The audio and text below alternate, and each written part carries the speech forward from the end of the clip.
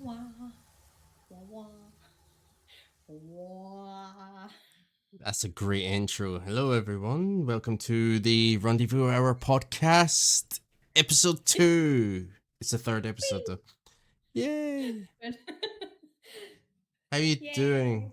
I think I am here with energy and energy and energy. Tired but good energy.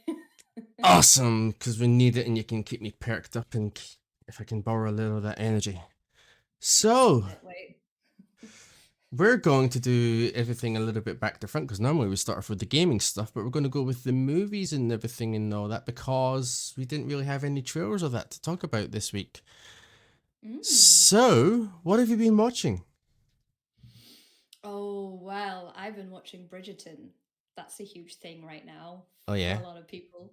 Mostly the female population, I would imagine. Why? Season 3, part 2 has aired today. Netflix did their usual thing and drop it in 2 chunks, so we've had to wait like a month or so between the parts. Interesting strategy by Netflix. Oh yeah. And how is it? It's good. It's good. It's like a period Regency drama with quite a lot of romance and politics, and yeah, it's got a lot of good topics, but it's also very heavily romance, kind of like love stories and stuff. And it's a little bit Game of Thronesy, so there's some nudity as well. So it'll Uh, appeal to a big yeah, crowd. because that's the first word when you think of Game of Thrones is nudity. Yeah. Exactly. That's the best way that I can Hmm. describe it. Yeah. So I've been enjoying watching that, and then I've been enjoying watching the current anime seasons that are running right now, which is Demon Slayer started. It's got a new Jealous. storyline. I will not spoil it for anyone because it's current season, obviously. And then I've been watching My Hero Academia as well, the start of its season, and Kaiju number 8. If you haven't watched Kaiju number 8, please start that because it is immense and awesome and funny. And it's like giant kaiju, if you like kaiju, which is like big monsters. Godzilla's a kaiju, for example. And yeah, I didn't know that. I am learning. Every time you come on Yeah. this podcast, I am learning something. This is like educational and entertainment all in one. Yeah. Good. Yeah. Yeah, I am thinking about My Hero Academia. I have been watching that, but I've not seen it for a couple of weeks because games have got in the way. Mm. But Yeah. it just got past that kind of slow bit, and then he's finally starting to get the powers of the Mighty or whatever his name is. Oh yeah, I watch it in Japanese. I'm not sure if you watch it in like English dubs, but in Japanese he's All Might. Yeah, All Might. He's the That's big it. All Might. Yeah. Yeah, he's like the number one hero Hmm. of the Hero Society. So yeah. So yeah, I'm at the bit where he's got some of those powers, and he's done the first stage of that college or thing he's at, where he's doing these trials. Oh, nice. It's early on. That's really Yeah, awesome. and he You got used a lot that. to look forward to. Yeah, kind of used that unknown power of his to vanquish the big boss at the end, and got half all the award points and graduated Yeah. sort of to the next phase. It's good. Yeah. But yeah, It's a good series. so I've been watching that, and I've also something that I've been really loving right now is Three Body Problem, which is amazing. It's on Oh, Netflix. what's that? Um, Oh. it is all these top scientists in the world. They start seeing these sort of visions and everything because there's this all new technovision, ancient aliens, Oh. miles and miles away, light years away, I should say, and Yeah. they are coming to Earth Of course they are. because we helped them get here and convinced them to come here, that this was a doomed place and they're going to save us. But then they find out that they don't really like us or can trust us anymore, and we're all doomed. And people I are would trust us mysteriously even if dying and I was an stuff. alien. Yeah. But it's an awesome thing. If you've ever watched Dark or 1899 or The OA, all good recommended things, all series that I loved, and Netflix decided to stop and cancel them because they're good, as they usually do. Oh. But It's always the case, isn't it? A Yeah. good series gets stopped. But Three Body Problems being extended for a second season, then that is probably it. And once I finish watching that, which I might binge watch at the weekend, I will be starting the latest season of The Boys on Prime Video, which I can't wait to get stuck into. Yes, I've been recommended that several times, but I, because of the brutality of that series, I just am unable to watch it. I There's a get that. lot of like really intense like topics and scenery and stuff, which I absolutely think it makes the series from what I've Mm-hmm. heard and what I have seen. And that's absolutely amazing. I just don't think I have the, not that I don't have the stomach for it, but I tend to get very vividly involved in the storylines of the things that I watch, which sometimes works against me and I get too invested and then I Yeah. can't finish it. There's a lot of series I've had to put down because of this, and The Boys is one I haven't started because I know that I will just not be able to consume it in a way that is positive for me. Mm-hmm. Yeah, I get that. Cause Which is a weird way to say it, but yeah.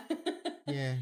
Cause I got onto it because it was recommended me as like the Umbrella Academy, but like on a huge adrenaline rush. It's just I in have, your face crazy, and I ended up loving it. yeah, yeah. I think maybe some years down the line I might be able to, but for now, I will consume the awesomeness of the series by approximation to people around me who are gushing about it. Because I don't think I've heard anyone say they haven't liked The Boys. Like everyone I know that watches it or has seen it is like, it's good. Mm. Yeah, I think once if you get past the first episode and you love it, then you're hooked from there on in. If Yeah, you might yeah. get put off with it in the first 5 minutes, and that's okay. You can just move on to something else. Oh, good. So that's us all caught up on movies, films, movies and films. Same Yeah. thing. TV Yep. series and everything. Books, all Mm. done. Shall we go on to our first topic of the gaming section? Mm-hmm. Yeah, so we're going to be talking about the industry layoffs again. Oh yeah, it's a Because common there's topic now. Well, a recurrent been, topic. yeah, I thought it would have kind of slowed down right now. My original assumption was a lot of these CEOs were going to get rid of these employees before the end of the fiscal year to try and balance the books and make it look good for the next fiscal year, and therefore make shareholders a little bit happier and not scared and run off and don't want to invest. But that's the end of April, isn't it? And we've had May and now June. And we Mm-hmm. have more big layoffs, even as recently as yesterday, where I think Sumo Digital laid off 25% of its staff. Yeah, yeah, Mm, that's a big hit. yeah. Yeah, So it's difficult. we talked a lot about this in our very first kind of test episode. So I was going to try and go Mm. on to like, why do we think this is happening? So what's your thoughts? Well, I think just a lot of upscaling during the pandemic and then now needing a lot less people, Mm, probably. And I think there's a huge shift in, I wouldn't say attitude, but maybe not understanding the value of certain positions within, the industry and the companies. I think a lot of them are struggling and hence needs to downscale, and that's what's happening. But yeah. that's speculative, I suppose. I don't know the actual reasonings behind it, but yeah. Yeah, I actually put down a note and I ended up posting it in a Discord community the other day. Mm.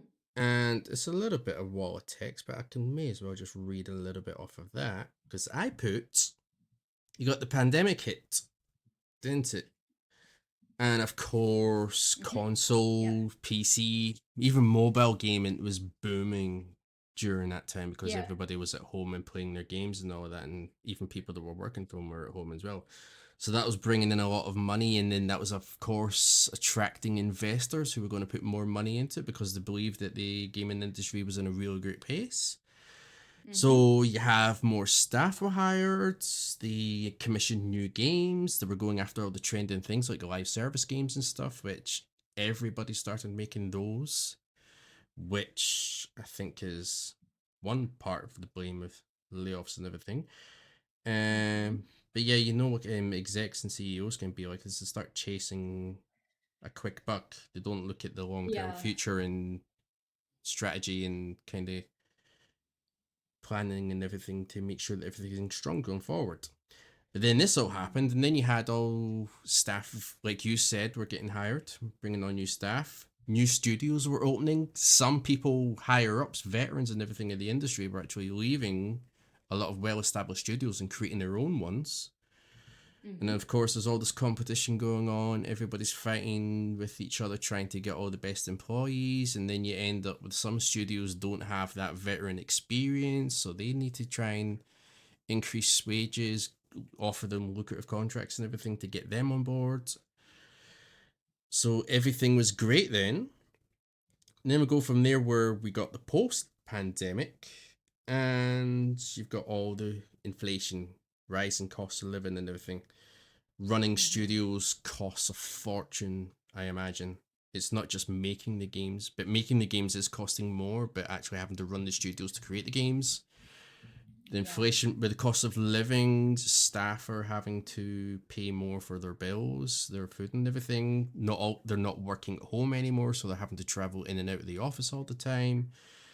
Mm-hmm. So wages have to go up to cover those costs. You can't increase the price of games either because the consumer buying the games, they can't afford the games, so they have to keep the prices down, and it just means studios are hemorrhaging money everywhere. Pretty much. Yeah. Yeah, and of course that scares off the investors that were there at the beginning and everyone looking for a quick buck. Hmm. Yeah. And then, of course, you end up having to close studios to try and balance the books. You've got all these live Mm-hmm. service games and free to play games that they're all chasing after that are the. Well, no, I think that genre became a bit too saturated because everyone was just trying Mm-hmm. to make the same game. And it's all kind of culminated into one big pile of poop. And of course, it's all the staff that are at the bottom of the food chain, so to speak, that are the hardest working ones, as always. Just like in your usual ship, when you got all the usual rich people are being all happy and everything, where the people down below are the ones that are working in the steam engine or diesel engine or whatever it is, and they're the ones that get cut, unfortunately. Mm-hmm. So it feels like this is the industry execs are making the decisions to like balance all the books and Yeah. I get mean, there was a back in lot the of red. delays as well because of the pandemic, right? Because That too, people yeah. couldn't develop their games in time for release and then announce. And then as a consequence, you have all of these delays and cancellations of games because they've been worked on for too long. And now you're losing money instead of making money. So you've got to kind of cut your losses and then see where you can patch it up there. And I think as well, like you say, letting people go in the department where perhaps it's not, the higher ups, it's more like your worker ants that are really, really making the whole machine go around is definitely a part of it. And then I think also maybe partially not understanding the value that those people add and maybe not understanding not understanding the value of those people, but also it can be incredibly hard to show the value of, for example, like community management and community and social media managers and all the stuff that these roles do tends to be a lot of shadow work, like in the background, in the shadows. You're prepping, you're strategizing, you are researching, you are understanding, you are analyzing. All of these things can be hard to quantify in numbers that upper management can understand. Trying to show the return on investment of me spending, for example, a day or two of looking at community sentiment, for example, and actually show how much that is in value, how much it makes the company can be difficult, I think, which is why a lot of the times those are the rules that they'd be like, oh well, we can let those go because it doesn't. You don't see it on the books in the way that you see it in the hearts of the community that you're Yeah. looking after. Uh, It kind, I don't know, I feel as if they're kind of blinded all to this and they just look at the bigger pictures, like how much money's going in and how much money's going out, and everything in between that makes that happen doesn't matter. Mm, As long as they see that figure at the end of the day, then yeah. So yeah. I feel as if this is like some sort of like big correction now for all the mistakes that have been made and taking advantage of the boom at the time and not planning ahead. Mm, And it's just going to be a case of how long this is going to go on until studios they will start hiring again eventually, yeah. because we're somewhere in the middle of this console cycle, I guess. And usually in that second half, you start getting a lot of the big games as well coming through, so they'll be hiring for those. Plus, they'll be getting building up to the next generations of consoles and everything as well, so they'll need to expand again. Hmm. And yeah, but it really sucks right now.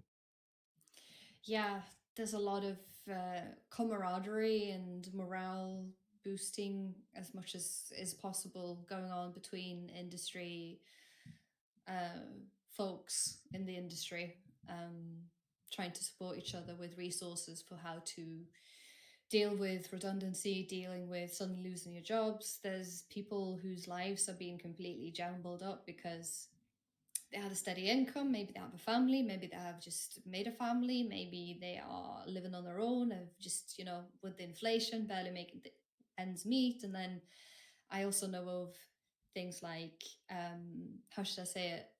People who may need to have a job to stay in the country.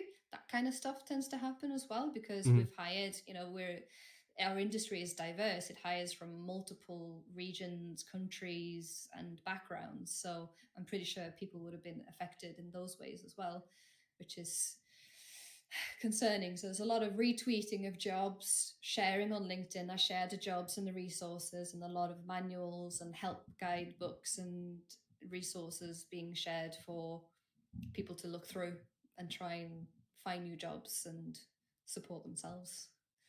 But yeah, Yeah. it's quite disheartening to see whenever that happens to have an announcement like that. Just the morale, I think, among people are quite low, but we're trying to hold hands. Mhm. Yeah, Yeah. one of the things that I didn't realize recently until now is during the pandemic, because everybody or most people were working from home, it was much easier to switch jobs because it was just a case of you maybe sending the PC or laptop back to the company and then get the new one from the next company. You're still working from home. Mm, But then the yeah. pandemic ends, and then those people are then required to be working in an office. But now they're in a position where they can't actually work in that office anymore, Mm, working from home. yeah. So then they're having to give up that job, or they're getting the boot, really. So that's another thing. But yeah, as you say, everybody's been coming together. We always do come together in the kind of face of adversity, don't we? And every time I log into LinkedIn, it's all I see is people just getting sharing. If anybody needs this, here's some resources and all that. I have all this knowledge and everything. I know people. I can pass it on, direct everything Yeah. here. Everybody's helping each Yeah. It's other. quite nice to see. Yeah. It's But what we need. yeah, but I just think things have been especially hard this month because it's usually that E3 type season where we've got our Summer Games Fest, Xbox showcases, Devolver Digital, and everything going on. And a lot of these people that have made redundant are now having to watch the games that they've been working on for 4 or 5 years Yeah. It's and no longer be pretty, part of it. yeah, it's like salt in a wound, isn't it? A little bit. Mm. And Yeah, it's hard as someone who's in the industry to celebrate when you know what's going on. It's like, yeah, yeah, you're trying to be hyped and excited about all of these things because there's so much good stuff that's going on, but it's like you're also seeing the bad stuff. You don't.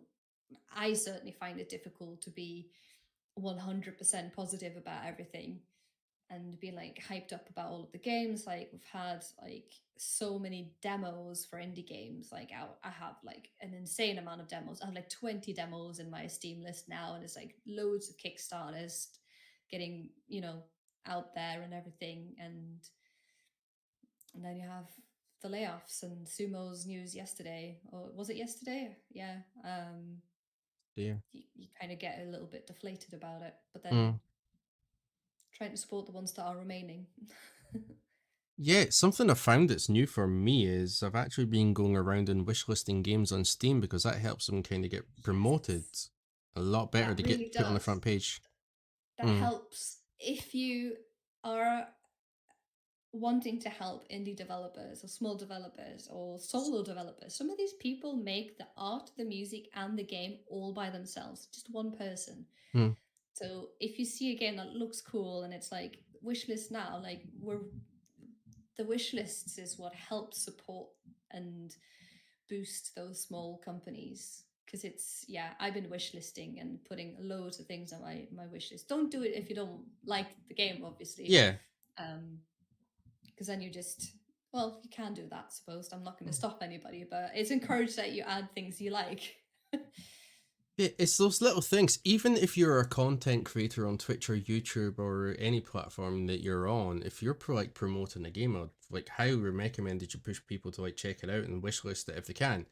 It's the same when even it's a little thing and content creators are getting some of their assets like their overlays and everything and emojis and all that from artists and stuff. Yeah, I know Twitch does have the feature where you can actually promote the artist that's done your emoji, so that's really good. So just one small thing like that, and even if you're getting stuff from Etsy as well, it's just to give them that sort of like yeah, it's a really handy boost because then it's getting some publicity and possibly more work. it is. It's all, and for small developers and indie developers, all of that organic reach is quite important because they don't have the large budgets to have, let's say, a trailer in certain shows. uh, Yeah, that, they just don't have the budget to have that exposure, which is why all of these like smaller indie events that are being held are so important, because it's all organically people retweeting, sharing, liking, clicking, tweeting. I'm still going to call it Twitter. Um, me too. and like, yeah, all of that just absolutely helps. I've seen so many indie games share their wishlist spikes on Twitter recently Hmm.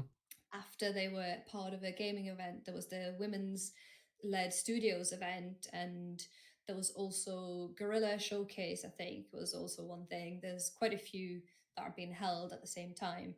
And for games that I know of, they've shared their wish list spikes. And it's like it's small numbers in the big, ocean of the giants, but for them, that little like drop of 200 wish lists is like, it's so much more than they can even comprehend, which is why it's so nice to see them getting very, very hyped up about it. So yeah, wish listing is huge, Yeah, huge.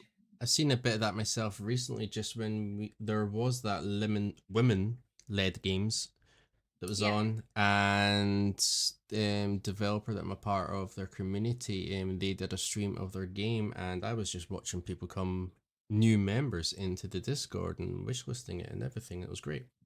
I've not seen yeah, the actual figures, but I'm sure they definitely had a spike. yeah.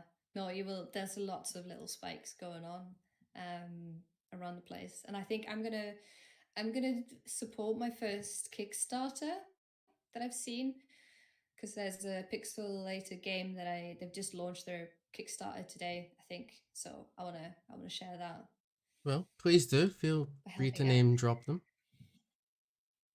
Oh yeah, it's let me just make sure that I've got the name right, because I always do this. Uh ooh, let Yeah. me see. Yeah, it's a Pipsqueak. Pipsqueak. And it's a little rat, I believe, in a cloak with a giant sword, and it's like a um side-scrolling platformer, it looks like.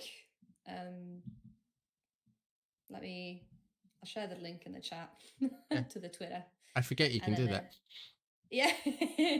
So 4 hours ago their Kickstarter went live. So Nice. that's what I want to support. Yeah. Well, check that out, people. Anybody that is watching and catches the replay of the streams, the pods, and then go wishlist that game. So we're into more positive things. So shall we talk about Summer Game Fest? Mm. I Yeah, that was a lot of stuff. Yeah, I still call it E3 season, even though E3 is sadly no longer with us. But Yeah. it's still E3 for me. All the gaming news and everything and all these showcases come together, and it's still E3. Although we're kind of Still, I'm so sad I never got to be a part of E3. That's just permanently not a thing anymore, right? yeah, it's all stopped. Yeah, Yeah, yeah, after the official. pandemic, they stopped doing that, right? Because of all the not in public events, or was it some other reason?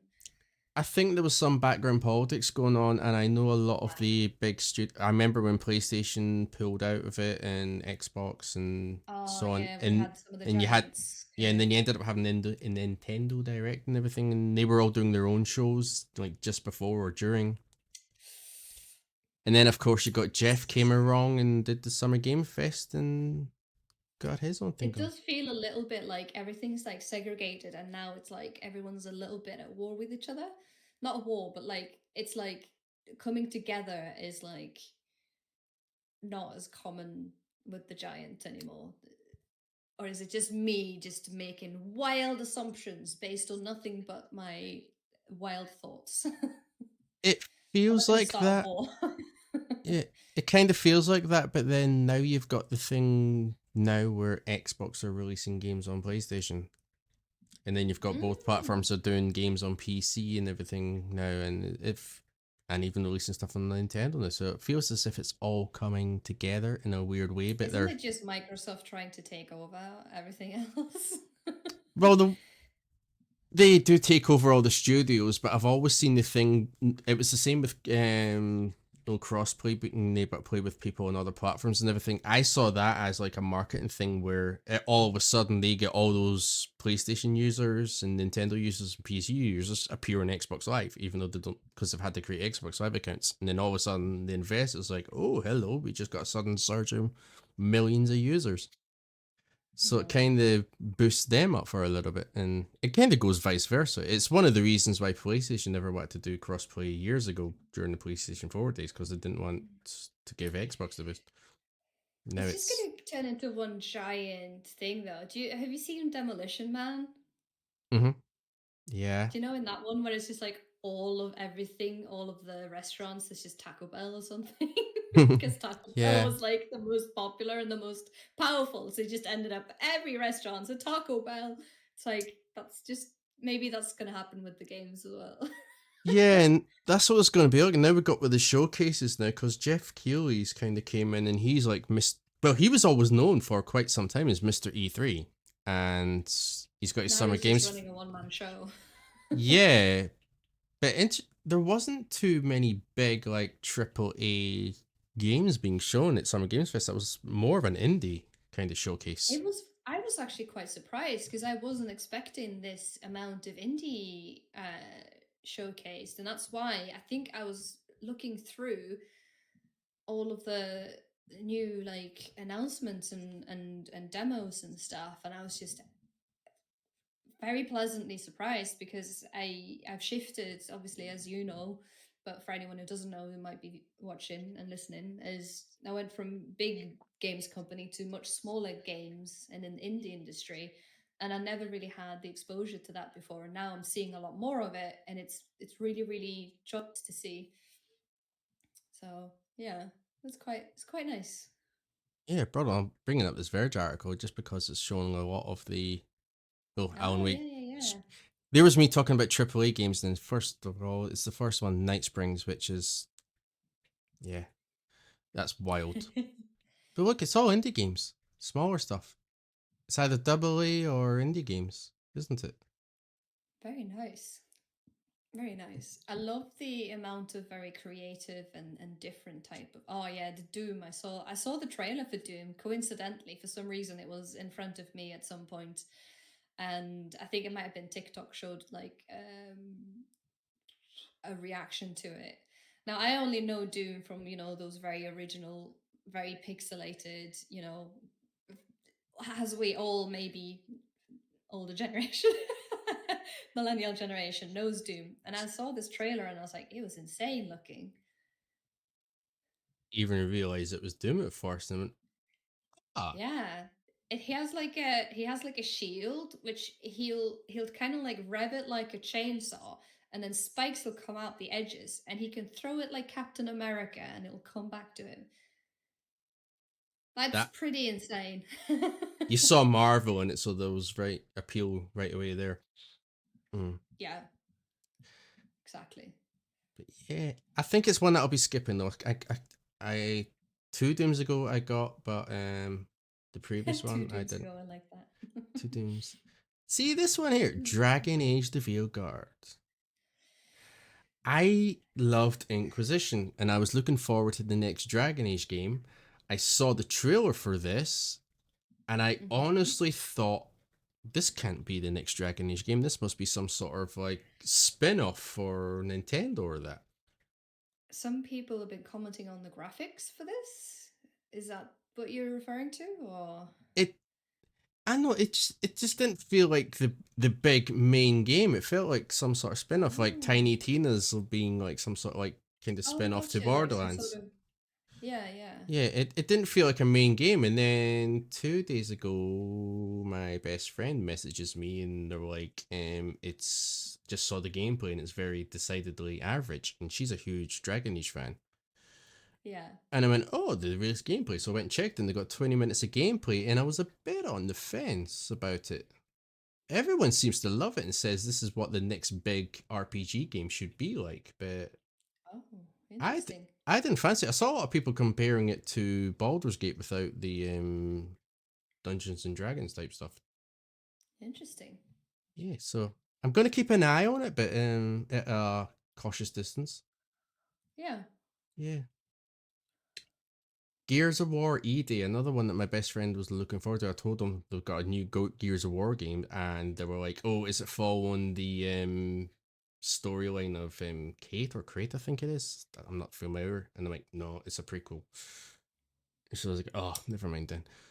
Oh, not interested in prequels. Yeah, but Biffy, the original maker of the Gears of War games, he is big in favor of it. So Okay, interesting. that's a good kind of check mark. Oh, Ren, Lego Horizon Adventures. That looks kind of wholesome. Yeah, I mean, I've enjoyed some of the Lego games. The last one I really enjoyed was Lord of the Rings, and then the Oh, Horizon games I love. So I'm definitely going to be checking this I out. wish yeah, I haven't played the Horizon games, but I have seen gameplay of it and it looks majestic. And you'll I be able to just play can't it. play it 'cause it's just too big. Too big a game. Yeah, just a little bit too big of the game. I say that as I've just purchased like Final Fantasy 16, so Oh, I need to bite my tongue a little bit sometimes. But I think I choose my big adventures and I choose them carefully because I lose my life to it. I have no moderation switch or tuner in me. It's either I don't play it or I play it until I feel physically ill. oh wow! I just realized I've not been showing this on stream. Whoops! We've been talking about this, so it's good. Oh, Wait, they can see it now, everybody. There it is. We've been going through this page on Verge. there we go. There we go. Well, they've heard us say the Yeah. names of the things, so that should hopefully. So now I'm hovering over Life is Strange double exposure, which Mm, I need to catch up and play the other games because I love the original. I've actually got the collector's edition stuff and soundtrack for it somewhere up there. It's real good. I love the storytelling. I love the gameplay. I love the art style. It's all real good and wholesome and really very cool. nice. Yeah. Power Rangers I So don't even remember much. seeing here.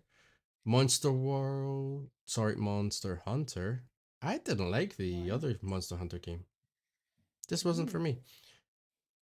This is a big one that was at Xbox showcase for me, wasn't it? Oh yeah, Perfect Dark. That was originally on the 64, I remember. There was a Perfect Dark on the 64 at Yeah, some point. it's about Oh. 20 years old, and Crystal Dynamics. I've been wondering what they've been doing because they made all the more recent Tomb Raider games, and then we've just not heard anything Oh. from them. And then Perfect Dark comes out, and the gameplay on it looked really cool. It was the combat and everything was really fluid, going between guns and like hand to hand stuff. Oh, So very nice. I'm looking forward to that one. That was a highlight. Actually, Very good. that's showing at Summer Games Fest here, so I think that was my highlight from Summer Games Fest. Mm. And there was a lot of other stuff. This was weird. The MCore Skate trailer. That was very weird. Oh, oh yeah. Yeah. I, you know, when people try and do something different to be unique, and then it's like, oh, Mm. yeah. Yeah. But yeah, that's a game that I'm actually not allowed to talk about because non-disclosure agreements. Well, Oh, I can talk about it. I can say I'm looking forward to it. Star Wars Outlaws. That's a big one for me. of course. Yes, yes. I've been hearing a Very lot of good. people say negative thing though because a lot of the media have had access to an early demo, but Oh, it's apparently not representative of the most recent kind of game. oh, interesting. But yeah, people have kind of stepped back a bit and not as hyped based on that. But I still think it's going to be great. I have big GTA style gameplay is very intriguing to me to read that as a tagline. yeah. I never got any of that from the gameplay. Maybe is it like you're hijacking like TIE fighters and like I mean, possibly. vehicles floating about? It's It's the Star Wars, yeah. isn't it? It's third person and it's open world, and you're doing some things that are a little bit on the illegal side. So, but I wouldn't compare it to Grand Theft Auto. But I'm Mm. really looking forward. I mean, I feel a little bit biased in a way with anything that Massive Entertainment do.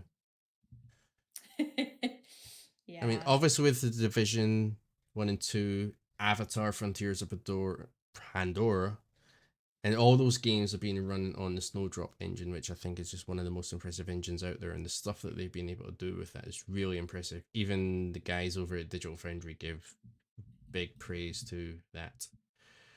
Yeah. But there's quite, yeah, there was a lot of indies. But yeah, as I say, Perfect Dark was my main kind of game out of Summer Games Fest that I was looking forward to. Um, what else was there? We didn't have. There was the Day of the Devs afterwards by Devolver, but I never seen anything from that. Did you?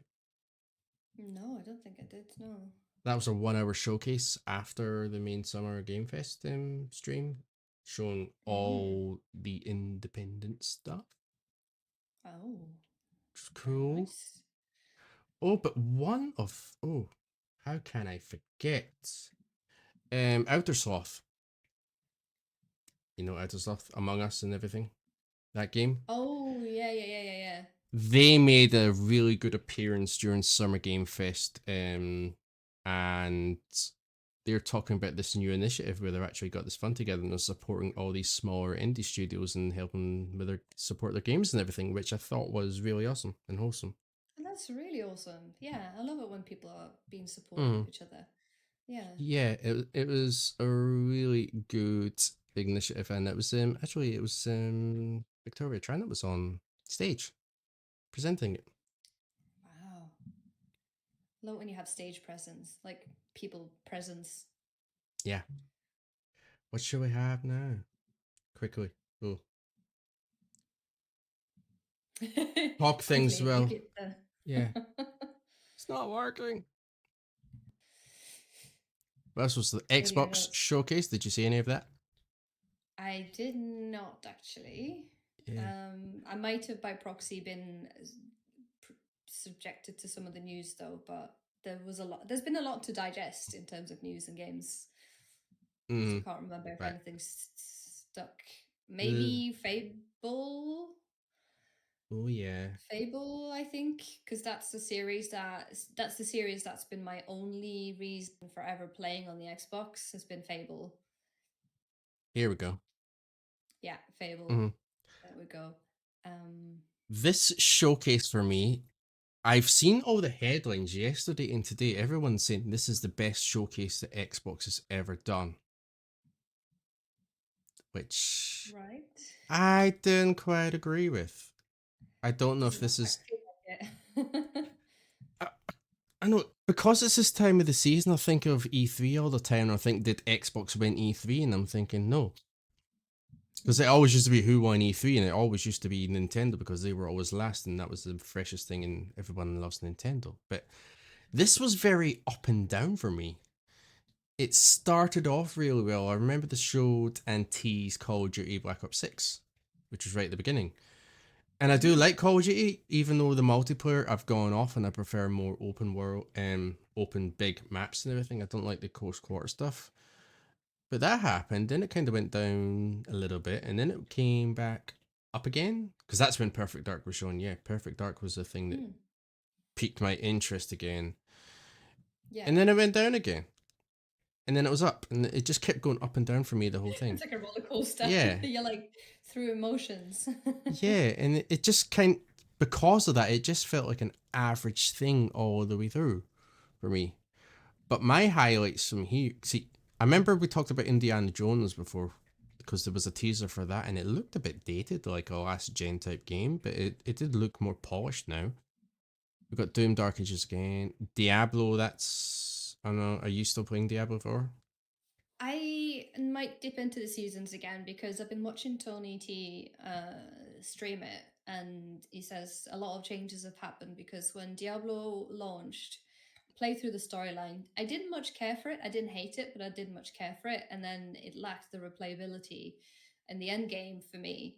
But a lot of the seasons have been leading up to expansions and additions to the game, so I will most likely check it out just to give it a chance because I have been a Diablo fan since the first game was released and you were side jumping in pixelated shapes and whatnot, like since the beginning. So I have somewhat of a long nostalgic history with the game, so I'm not quite ready to shelf it for good yet. So I will probably dip into it and check it out and be happy to talk about it in the future. But yeah, I haven't actually seen this like trailer or the whatever's come out of it. I've just seen the logo.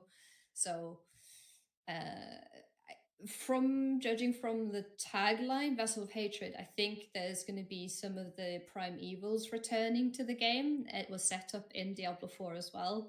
If you're not familiar with Diablo lore, I'm about to go a little bit nerdy because I do this with things I love. Ren has been in my presence when I'm nerded out about Spider-Man. It can get pretty deep, but in Diablo 4, a lot of what I did enjoy about it was that it reintroduced a lot of evil presences and demons that were in the second and third, no, the first and the second game. And in the ending of Diablo 4, of the storyline, cover your ears if you don't want it spoiled, Mephisto, I think it's Mephisto, is teased at making a return. And there's a lot of brothers and sisters, demons and vessels, and Diablo himself, which I think are going to return in expansions. So, Vessel of Hatred, I think, is one of the prime evils or the lesser evils returning in. Usually they can't just be demons and appear. They usually take on a human host first and then they kind of do some shenanigans. So that's all I am able to piece together from seeing Sounds good. that.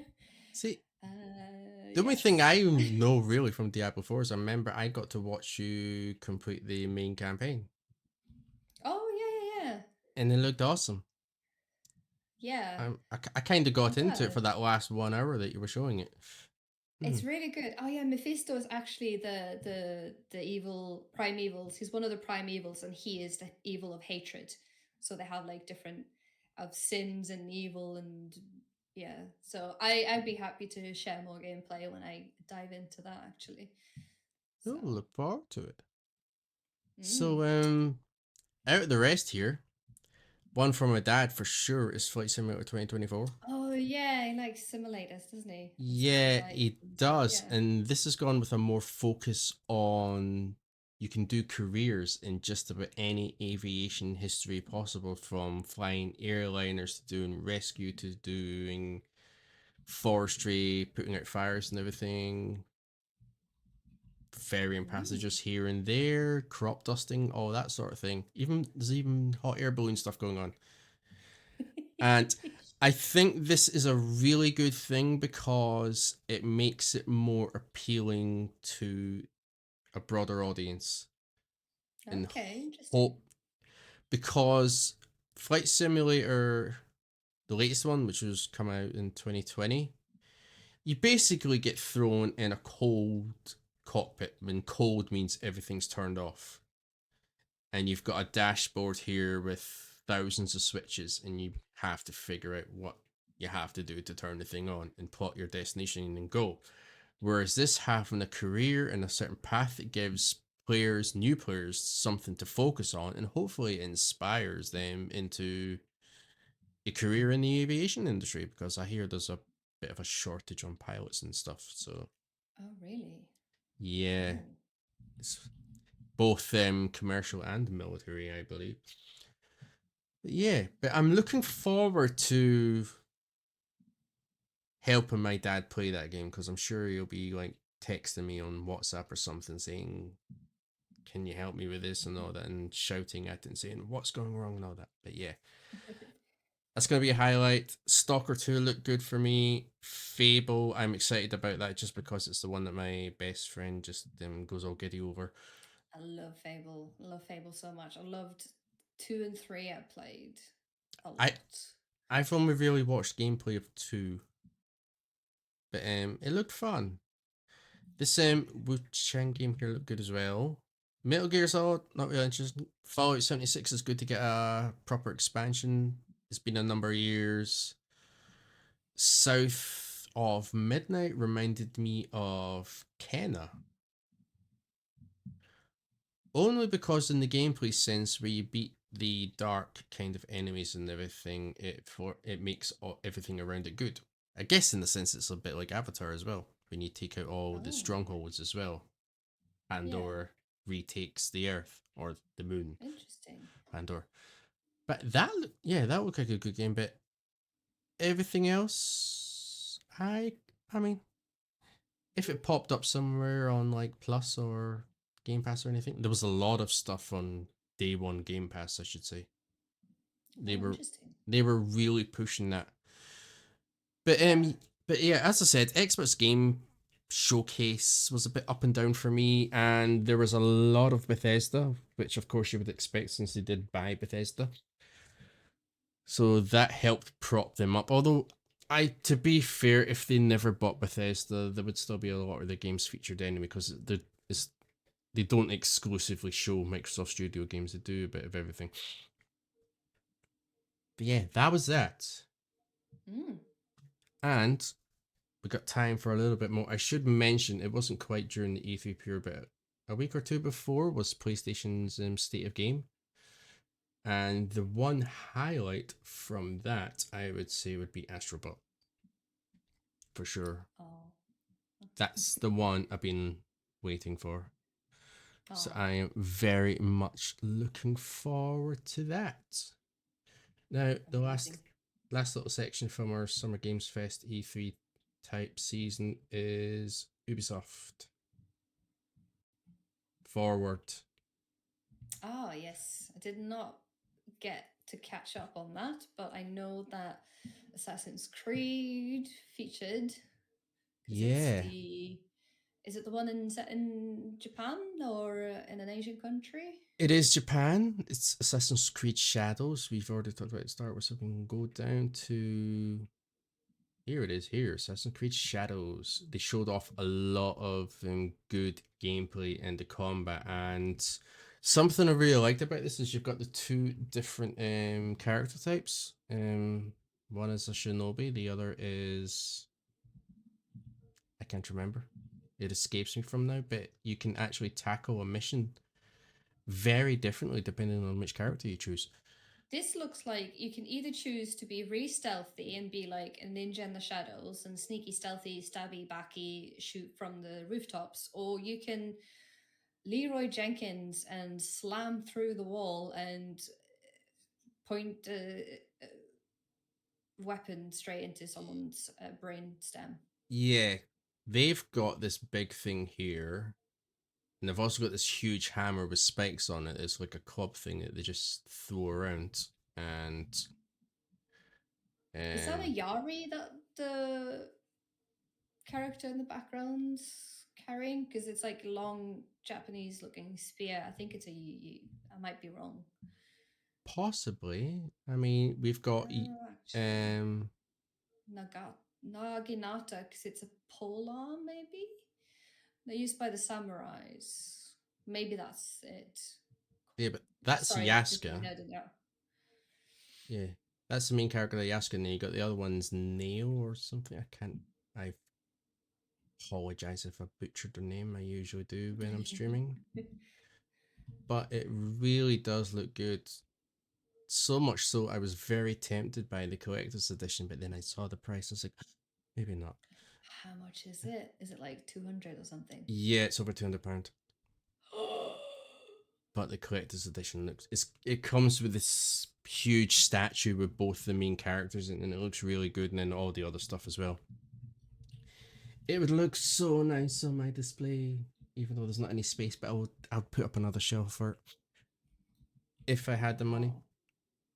But yeah, and Anno 117 Pax Romana expansion. Mm, I don't know too much about Anno, so that kind of went over my head. me neither. But It's a very German heavy community as well, quite interestingly. Or not interestingly, like quite logically, because I think it's is it a German studio as well that does Anno, I think? I don't know. I would have to find out. Let me let me actually fact check. Yeah, Google for me. Studio developing Anno is German. There we go. Yeah, Uh, that's it. Learning again. It did have a cool Yes, trailer for it though. I like that. Because there yeah. was a, I think this came as a bit of a surprise drop. I don't think people were expecting this one. mm, From what I saw, the chatter, people were like, "Oh, cool." So yeah. yeah. Then we got Just Dance VR, which I don't even remember being shown. But it features. Now you can dance uh, even more in your own home With a VR headset and with a a VR lot of headset and safety not netting. the Yeah. safety netting. Yeah. It comes with like an inflatable bouncy castle that you Yeah. need to dance inside so you don't damage anyone around you. I, I think this helps if you've got your own kind of padded room somewhere. Oh yeah. No straitjacket required. That would Yeah, I make was it gonna say harder. it sounds a little bit like an insane asylum. Here we go. X Defiant Season 1 coming because it's actually in a pre season right now. Yeah, I am so it's so interesting to see this game out in the wild because I was during my last time towards the end at Ubisoft, I was actually working on X Defiant as a community manager, but I never announced it as such. Hmm. Um, because I was obviously considering changing companies and leaving. So I didn't see a point in immersing myself too much into the community at that point. But yeah, there was so much that I helped do in the background that I'm seeing stuff now out in the wild, and it's interesting to see that it's out there. Yeah, it has a pre-season. It's gonna have more seasons, and it's gonna drop different factions, I think, characters from different types of Ubisoft games. So Yeah. yeah, They're adding GSK from Rainbow Six in this next yeah, season. yeah. They're gonna have you. Let me see if it's still something. If this is, I think so. Yeah. So they've done a roadmap on Instagram where so they have an Instagram and they have season one code names and season two, three, and four, which gives you sort of like a code name and a code color for what the factions and the released like things are going to be. But it doesn't show, it just shows silhouettes. So it shows you that there's a lot of different things that are going to drop. Yeah, It's quite interesting. and I should say two things, well, three things really, is it's okay to change your mind.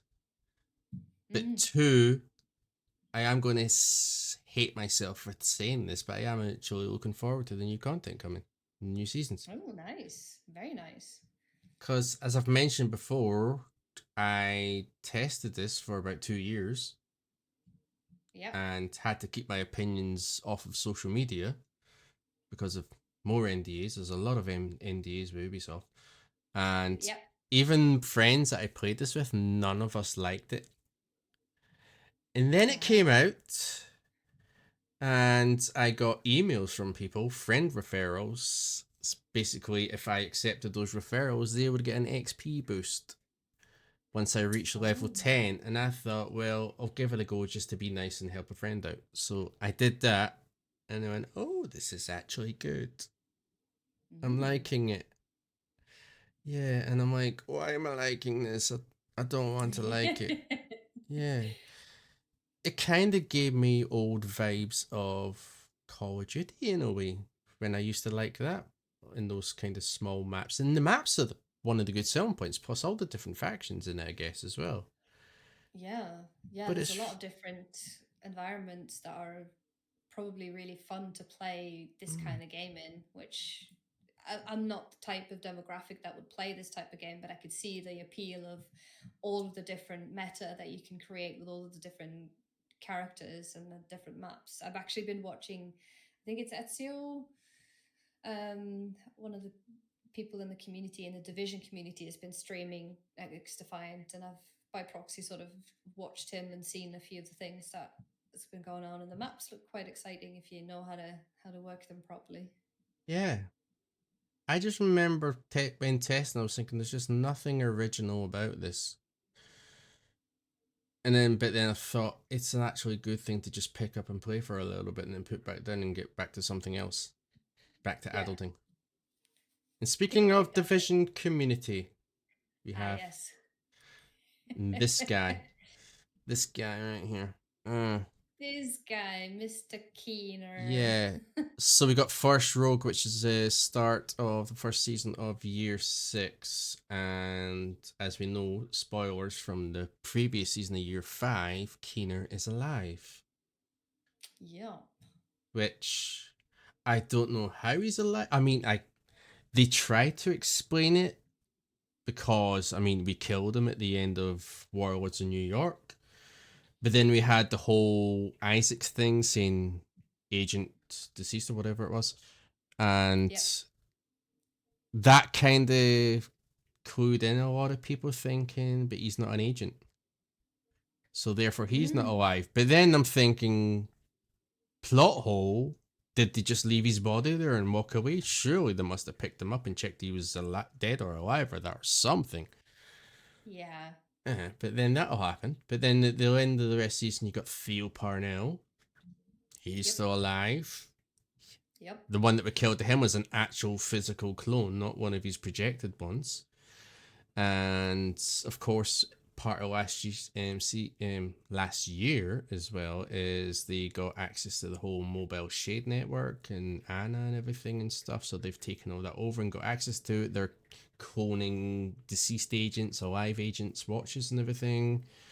And this is how Kano got bypassed everything because he cloned that. And now he's cloned our watch, your agent's watch.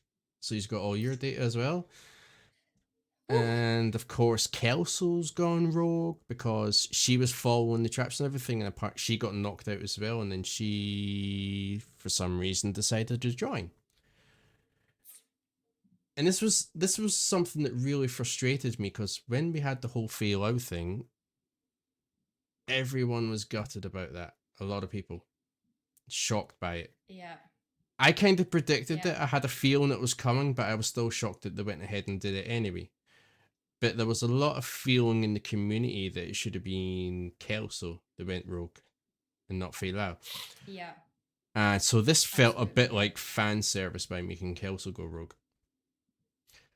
But because of everything Yeah, that's happened in the last couple of years, it just feels so obvious and annoys me that Kelso's going to be. She's not actually rogue, she's undercover, and then she's actually still working for us, and she's going to turn on Keener. But then the whole way with the stories going is we're doing this kind of initiation thing with Keener right now, and he might be actually helping us to go and face against another enemy, and it's all the getting. emotions the community must be feeling about that. Yeah, I don't know. I think it's good storytelling in the way they've done it and everything, but it just really irked me, and Yeah. I wanted to rage, not rage, but just I wanted to rant about it, but I have to admit, like this entire sort of like plot is a little bit exasperating to me, but I'm only judging by not actually playing the game anymore and not following the story very very deeply. And but if I hadn't dropped off earlier, I feel like this would be the moment that I probably would just kind of put it down and go, do you know what, time for me to shelve this. I think for me, after fail out the whole last mission there, and you know how the last mission didn't even have a proper like ending scene, like it's just so unceremonious, and she's been with us since Division 1, you know, so all of that just kind of did sort of sting a little bit, and after that it was really hard to continue going. yeah. um But I mean, I love the Division 2, and after the whole fail out thing, I realized that was the end of the story, and that's where it was supposed to end, and I was yeah, fine with that, and I was happy to just pick up the game and play it now and again and everything, and that was okay because I had plenty of the other stuff. But then they gave us all this kind of new Manhunt content and everything every year, which has been good. yeah. They've created this whole new story, which is quite impressive that they've managed to do this whole story. There's a lot of narrative thinking and uh, expert crafting in the back end when it comes to this, because trying to tie in a narrative like this into the greater whole is quite tricky without leaving too many, you know, unfinished or threads untied or plot holes or things. Mm. So yeah, it's quite a massive, pardon the pun, undertaking. Yeah, and now that we know when Star Wars Outlaw releases, or we're getting close to that, the development of Division 3 is starting, Hmm. which is going to Yes. be a good 3-4 years away, I'm guessing, Hmm. at least. And Yep. so it does make me wonder about this story because we've got at least another 2 years on the Division 2 because we've got all the stuff that the teased about. We're going to be going back to Brooklyn, and then there's going to be something after that that's going to tie us into Division 3. I Yeah. imagine there will be a bit of a gap between then. But then you've got the mobile game coming out as well. Resurgence. Yeah, Resurgence is. I have to say, I've been in a lot of the tests when they've been ran live, and I have to say, as someone who does not enjoy mobile gaming, that is the one game that I will be playing on my mobile because it is so Division 1. It really is, because it's like set shortly after or during uh, first wave, I think, like the first sort of storyline. So it's set in the very familiar winter streets, and it's just got the good feel, and it's got good interface. It's got good sort of like cues on the screen. It's got a lot of customization. It's got a lot of what you will probably end up logging in every day for, you know, like login bonuses, login streaks, like all of that kind of stuff. So yeah, there's I really think that Resurgence is going to be a really good mobile game for the Division franchise. I think so too. And thankfully, my phone runs it. My previous Yeah. one didn't, which is why I couldn't do the beta. Yeah, mine will sap the battery very quickly, and it runs hot when I play the game, but it it works. which is good considering with the snow and everything and all that. It's weird. That keeps you cold, but the phone Yeah. keeps you warm. And then we got Avatar Frontiers of Pandora first DLC, which I'm looking forward to, although I do not have the season pass. But Skybreaker is looking really good. It looks like there's some festival stuff going on because we're celebrating the win of the main game, but then, of course, the humans come again, the RDA, and decide to go Of and course they do, yeah. crash the party. So I'm really looking forward to it. Game looks amazing, plays amazing, loved it. I originally wasn't sure about it being first person, but I quickly realized why it worked and happy with it. And then we got Prince of Persia. They were teasing some of their games and all that, but they teased something that was actually being remade, but then we heard it was cancelled and it's been started up again. And we know it's coming. Is the Sands of Time remake, which Mm. is coming in 2 years' time. So Yep. that's one of my favorite Prince of Persia games. So I'm glad that is on the table again and in the works. Mm. Don't know who's working on it though. But I imagine a lot of Ubisoft studios, because that's how they usually work. They've got a main studio working on, and then they've got maybe half a dozen other studios around the world contributing. Right. Next, Crew Motorfest. They keep giving more and more content to their games, and Crew Motorfest are doing a whole brand new island of Maui. It's around about the same Oh. size as Hawaii, so you're getting all of that for free, which is awesome. But then, of course, you've got your seasonal stuff, your trees and everything for unlocking your rewards and everything, which you'll pay for. But that's really good. A Battlecore arena shooter. It reminded me of something very similar, but just not really interested in that one. I guess it's going to be one targeted to the esport kind of community.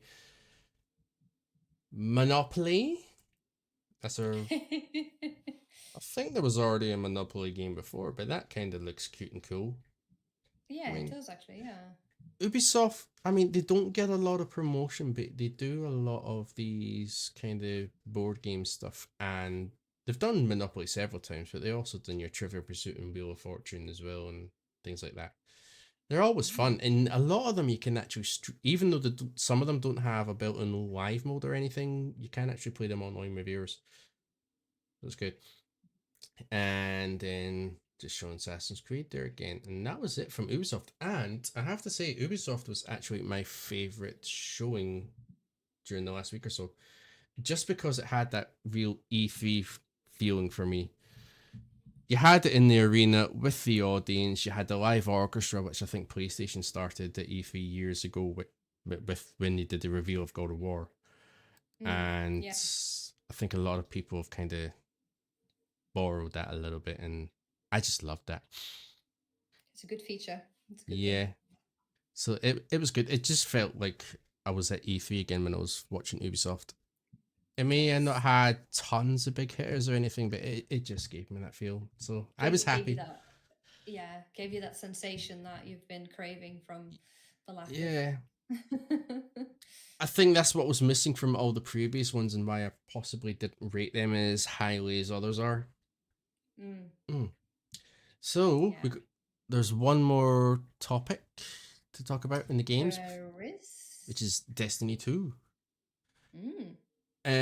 Big final shape drop, and someone, awesome person in the member of the community, posted a 10-hour catch up video, which I'm sure you watched for research, didn't you? Yeah. Mm-hmm. Mm-hmm. You did. Did I? Tell us about Destiny, Karina. I have no idea about Destiny. All I know is that I watched you stream some of it. Not so, well, actually, not some of it. You've been streaming it quite a lot since the Yeah. latest things that have been happening. And I know that there's some heartstrings being pulled for many people. Very Like much so. I mean, I don't know if the a camera picked it up, but I did tear up a little bit during one section live on stream. wow, yeah, And that was nothing to yeah, do with the exhaustion, because I know I did stream it for 30 hours last week, which is a lot because I haven't been streaming as much as I used to. But I loved it. yeah. I've Because, seen you go live like all the time. I'm just like, oh, Ren's like live again. So I yeah, just been like putting you on in the background as I work. And but the thing as well is, I was streaming that often, sometimes twice a day, but I wasn't tweeting all about it because I didn't want to spam everybody's timeline with all those hashtags and everything. Because I was one of the lucky people that got the Final Shape expansion for free from Oh yeah, I Bungie remember you were and all that as saying, well. yeah, Yeah, I yeah. I was so kind of blown away by that, and it was the day before I was actually going to pre-order it, and I actually realized, looking back through the email the day after, that I actually became a Bungie career, and I was like, whoa, it was all very odd to me for some Yeah. reason. Yeah, We should shout about that much more often. yeah. So that's why I was spamming Bungie creator in all my tweets, because algorithms and everything plus appreciation and all that. But yeah, the final shape came out. We got teased about the whole Cade thing, because Cade, if you didn't know, Cade died many years ago Mm. at the hands of who's now the Crow. Well, not the Crow, but Crow. And well, Crow came back. He was killed, but then he came back, got the light, became a guardian, and we were wondering how Cade came back, because Cade was one of the most beloved characters. He was the leader of the Vanguard. Well, not the leader of the Vanguard. Zaval is the leader of the Vanguard. Cade was the leader of the Hunter Vanguard. Because you got your Warlocks, Mm. your Hunters, and your Titans. Zaval being a Titan, Ikora being the Warlock, and Cade 6 being the Hunter. And him dying, and he was the funny one. And all the humour and everything after then from Destiny was just seemed to be gone. It was a huge thing that was missing. So seeing him come back felt a little bit, again, like fan service was the whole kind of Kelso thing in Destiny 2, but in a Yeah. different way. But when it came to actually playing the Final Shape campaign and how they worked it into the whole witness and inside the Traveler and everything, they did it really well. And him being back completely made sense. And him having to get along, or not having to, but getting along and putting everything behind him and with the Crow who killed him. And Crow character was not just because he killed Cade, but just I'd never liked Crow in general, and everybody's been calling for him to be the Hunter Vanguard lead, and I just wasn't interested in it. But the whole relationship with Cade 6 and Crow, and you're doing these campaigns together, and the dialogue between them, and you're seeing Crow open up, and you start warming to the character and really liking it. Was a great experience. And plus, the whole Final Shape was based around the original three Vanguard leaders, which was Mm. great. It was taking you back from day one of a 10-year saga. Wow. And you're bringing everything back to get everything from history, all the past and all the ups and downs is all culminating into this one moment where you take on the witness who's ready to destroy the world and reshape history and reshape the future. And they added the raid, which was part of that, which took 19 hours for the first raid team to do. Wow. And we were all waiting because not everybody could do the raid. I was about 10 light levels too low to do that, so I couldn't do that. Plus, I had to find 5 other people anyway. Yeah. Yeah, well, And then have a no, good team synergy and good communication and the tenacity and the time and yeah. But then 2 days later, after the contest mode stopped, apparently someone on their warlock ran through it solo. Somehow, cheesing it some way. It always interesting. happens. Yeah. Yeah, someone always does that. I They find genuinely a way. thought, yeah, I thought if the raid kept going on long enough, someone was going to come around solo and catch up and beat them before the whole fire team is 6 did it. But yeah, that all happened, and then that unlocked the final mission where we had our first 12-person activity against the Witness, and it was one of those epic moments where you just used the light to take down darkness. And then we had the moment where we lost Cade 6 again. Oh. And but it wasn't him being killed or anything, it was him giving up his light to save the light of your ghost. And it was a softer death this time, but it hit me harder because I think the first time was just a shock, and it was like, how dare you kill my favorite character? So there was a bit of anger then, and this time it felt an actual goodbye, and then you ended up actually getting like one of those radio messages where if you're hearing this, you know I'm gone already. Oh. And that really hit hard because it played on my Oh emotions with God. everything that's been happening in the last couple of years with losing friends, one to suicide, one to cancer, and one just God, yeeting me out yeah. of their life, and it all kind of came flooding back. And there's me sitting on camera absorbing it all, just trying not to Try completely not to like break break down. down live. Yeah, Yeah.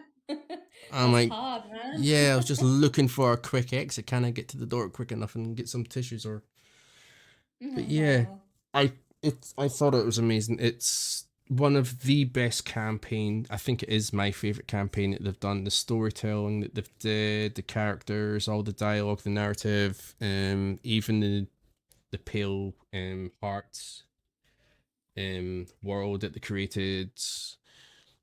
Everything about it's been great, and I love it. Even the new prismatic super abilities and everything. And I can't wait to play more. So very nice. we're gonna Yeah. call it there, but I'll go play more Destiny. So see ya. Oh. But yeah, no, joking aside, yeah, I loved it. I'm Well, glad.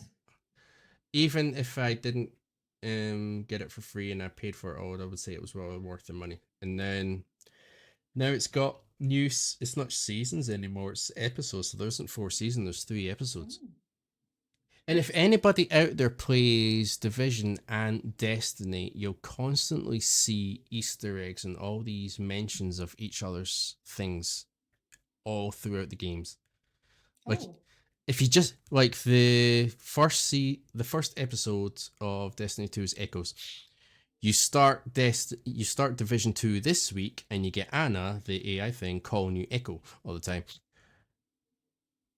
And Destiny interesting. 2 has an incursion.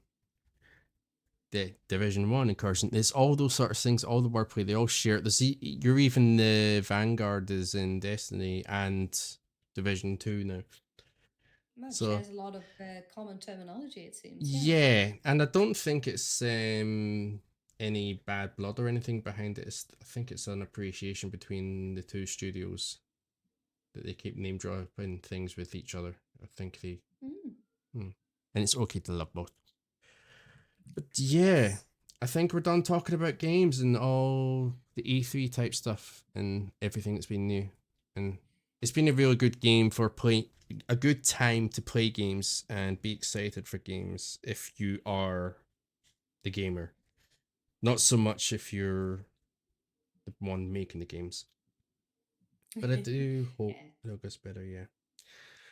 So, on to our final segment of the show, which we're going to cover in about 10 minutes. It's our mental health segment, and we are going to be talking about task saturation being overwhelmed, isn't it? That's what I got. Mm. Cool. That's a heavy topic. Well, not heavy, Yeah. but mental health is in itself quite a deep topic. But yeah. Mm. I thought this tied in really well with the game industry because, I mean, as a developer point of view, you imagine you get a lot of tasks put on you. And Mm. especially if you're new or if you're looking to progress through your career, you just take them on without thinking. It's like, yes, I'll do that and everything. And you'll keep going and you'll take on more and more tasks, even if it's above what you're possibly capable of doing. You'll give it a go because you're Yeah. maybe scared to say no. And I think There's learning. that, and then there's also if you because of all of the redundancy and the people losing their roles right now, there's a lot of workloads. Just because you're getting rid of people doesn't mean that the workload isn't still there. So that has to be changed or delegated around to whoever is remaining, which means a lot of tasks getting put on very few people, kind of creating this vicious circle of overstressing and stretching your team and your teammates and having too many tasks, which leads to burnout, which leads to illness, which leads to maybe quitting your job or not being able to do your job, which then in turn delegation to whoever is left. So it's stressing the system out quite a lot at the moment, I think, in many places. I've certainly been in places that have had an intense workload, even at the calmest of times, and it can be hard to prioritize in an order of priority because everything feels like it's really vital, and working out your priorities, and then as well what is maybe the wider team priorities, then you have upper management priorities, and you have business priorities, and you have company priorities and CEO priorities, so all of these things being put on you down at the lower levels can be quite demanding. So it's good to understand your limitations. I have had a mentor that's always told me to only work at 80% capacity so that you are able to work sufficiently efficiently, with rest, with a clear mind, with the ability to maybe shift into emergency mode if needed and bring it up to 100% so that you can deal with an emergency coming in. But I find that oftentimes people are running at 110% constantly and aren't able to dedicate enough time to each task, not necessarily by choice, half arsing them, but having no brain capacity to give it 100, like all of your focus. And then something goes wrong when you're stressing out a human brain, it's mistakes happen and all of that. So yeah, always only try and work at 80% and push back. A workload that brings you at 110% consistently is an unsustainable workload. One word that's talked about in the game industry in the last few years is crunch, isn't it? Yeah, Yeah, being yeah. oversaturated and all that is leads Constant to that. crunch, really. Yeah. Mm-hmm. Yeah. Because Uh, players don't see this, but between seasons, you prepare for the next season. So the work never stops. yeah, because you've got all these different departments, and when what that department's finished working on that part of the game and get moves it onto another department, then the first department started working on something else, and it keeps moving along. And sometimes you're working on a new game when the other game that you're working on is still being finished. Mm. Yep. Yeah, and then you might end up having to go back and work on the first game that you were working on, and it can get a bit overwhelming. And Yeah. I don't know how well studios are dealing with this now, because I think it you have to be able to learn to kind of like say no or ask for help and say no, this is a bit too much, I need a bit of help here. Mm. And studio managers need to be able to understand that this is an issue, and they have to be able to address this and help out as well. And then of course you've got the upper management, the execs and everything need to understand this as well, because they don't really see anything that's happening on the studio floor, do they? Mm. Yeah. So, but it can get really too much. You have to be able to step back. Someone told me once that if you ever feel overwhelmed, it's like take a step back and just wiggle your toes. Yeah, it's kind of like Yeah. grounding yourself again, like getting your feet back on the ground, the whole touch and grass thing sort of thing. And Yeah. I think it's a good one. I think it's also when you do that, you step back, wiggle your toes, and then kind of work out what is the most important thing that I can do today, that I can get to. What is my 1, 2, 3 priority? What can wait till later? Because a lot of people will act like every single thing they put on your plate is like really important, like it's the most important thing, you need to do it now. And then all of a sudden you have 20 things that are super important. Nothing is that important that it needs to all be done at the same time. And I have another friend of mine who keeps saying this is PR, not ER. You are not saving lives. So the fact that maybe a tweet isn't going out at 5 p.m. sharp with the right hashtags and the right image, if you work in social media or community management, like I have been and sort of do now as well, no lives are lost if you don't tweet that thing. So it's like, it needs to go out now. It's like, it does not really need to go out now. It needs to be out as soon as you are humanly capable of clicking all the buttons that are necessary. Because some people think it's just one button, but you have to craft things. You have to make sure a copy is right, the image is the right size. It might need, Twitter does so many things now, for example. So nothing is ever going to be so important that you need to stress yourself to absolute maximum for that. And a good thing for if you start having someone adding more tasks onto your plate is to tell them, I have done this in the past as well. So, okay, I'm doing this thing and I'm doing this thing. This is really important things. Do you want me to drop this or this to pick up the new thing that you've asked me to do? And Hmm. they suddenly changed their tune. It's like, oh, you got those two things. Actually, that thing is really important. Then get to that. And then the third thing that I've just given you actually isn't that urgent. So do it whenever the other two have been done. So they come at you with this urgency without actually understanding, in the greater scheme of things, is it actually the most urgent task to do? So it's like, Yeah, well, I'm dropping one for that one. So you tell me what the priority is because I thought this was the priority. yeah. It's an important part of the communication process, I think. Mm, Um, yep. yeah, I guess we got to make just yeah, it's okay to be able to say no, delegate and everything. Don't be Yeah. overwhelmed. Talk And to you're not failing someone. if you can't do it all Yeah, because it's not humanly possible to do it all. So it's completely it's okay. actually strength to saying no. Yeah, don't put that pressure on yourself. Ask for help. Yeah. Wiggle your Yep. toes. Make sure everything that you can do is make sure that you're here for another day and you don't Yeah. things just don't get too much and then seek that help. And wiggle your toes. Yes. So let's go do that now. I've been Oh doing it since you said it. I'm like yeah. wiggling my I toes. mean, apparently it's a really good thing. It's the same thing. Have you seen in? Have you ever watched Die Hard? Yeah. The first movie when he's talking about on the flight, he says when you get back to the hotels, take your shoes off and then crunch your feet into the carpet. Yeah. Like ground yourself. It's sort of like that sort of thing. It kind of Yeah. centers you and brings you back to earth. Yeah, it's like It really is. yeah, If you actually just physically or make an effort of thinking about where your feet meet the floor, I think that's enough because then you are. It's actually for a lot of people who suffer with anxiety and panic attacks. Like there's some grounding techniques, which is that what you can feel, sensations, what you can feel, what you can hear, what you can smell, and what you can see. Like kind of grounding yourself on the five senses helps to bring you back to present, like the present and where you are and physically, because a lot of the time anxiety and panic attacks is a lot of your mind in your mind. So when you're thinking about, you know grabbing your zipper, feeling the texture of this, and it's like, okay, this feels like metal, it feels like this, and then smells like metal. Don't taste it.